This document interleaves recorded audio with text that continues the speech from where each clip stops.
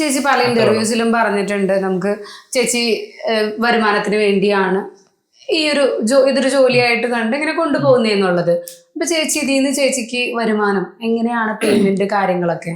ഒരുപാട് പേര് നമ്മളെ സഹായിക്കാനുണ്ടായിരുന്നല്ലോ. അത് എന്ന് ഇപ്പൊ ഞങ്ങളെന്ന് വെച്ചിരിക്കാൻ പറ്റൂല.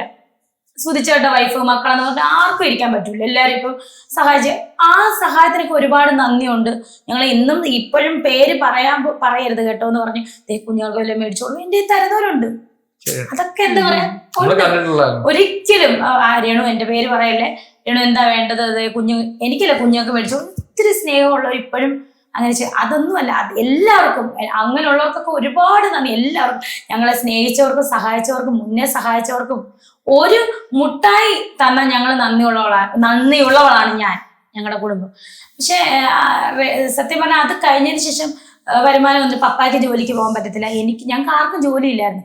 പിന്നെ ആകെ കിട്ടുന്ന വരുമാനം എന്ന് പറയുന്നത് എൻ്റെ വിധവാ പെൻഷനാണ്. 1600 രൂപയാണ് വിധവാ പെൻഷൻ മേടിക്കുന്നവർക്കറിയാം. 1600 രൂപയാണ്.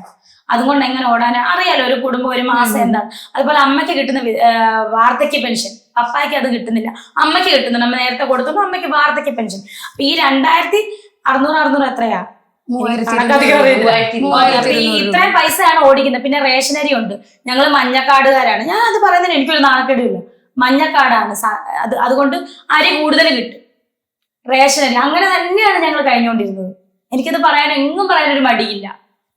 കിട്ടി. അപ്പം അതിനുശേഷം ഈ ഒരു ചെറിയ ചെറിയ വർക്കുകൾ കിട്ടി. ഞാൻ തുറന്നു പറഞ്ഞ 5ഉം 6ഉം 3 രൂപയ്ക്കൊക്കെയാണ് ഞാൻ വർക്ക് ചെയ്തിട്ടുള്ളത്. ഇല്ലെന്നൊന്നും ഞാൻ പറയത്തില്ല. അപ്പൊ അതൊക്കെ കിട്ടുന്നത് കൊണ്ട് എൻ്റെ വീട്ടില് ചെലവ് നോക്കാം, അതുപോലെ മൂത്ത മകന് പോക്കറ്റ് മണി അയച്ചു കൊടുക്കാം. അതൊക്കെ ഞാൻ സന്തോഷമായിട്ടാണ് ഞാൻ കാണുന്നത്. അല്ല അതിനകത്ത് ക്വാളിറ്റിയോ കൂടുതൽ അതൊന്നുമില്ല. പിന്നെ ദൈവം സഹായിച്ച് എന്തെങ്കിലും കൂടുതൽ കിട്ടുന്നെങ്കിൽ കിട്ടട്ടെ എന്നേ ഞാൻ പറയും.